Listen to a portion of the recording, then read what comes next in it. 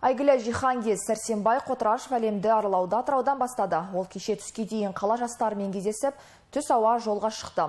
72 жастағы саяхатшы 17 мың шақырымды жаяу еңсеріп, әлемнің көптеген мемлекетін араламақ. Толығырақ тілші тарқатсын.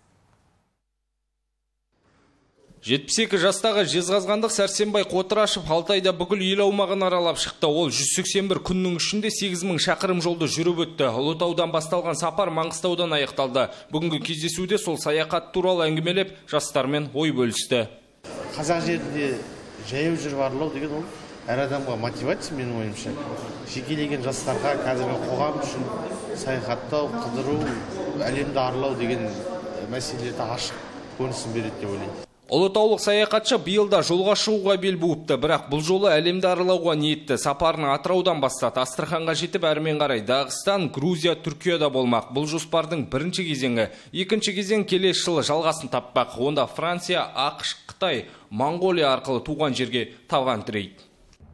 Туризмге кеш емес, жаста қарамайды. Шыға беру болмайды. Бүкіл әлемді бейбітшілікке шақыру. Біз Алла тағала жаратты, пенде қылып, адам болсын деп, адам өмір сүрсін деп.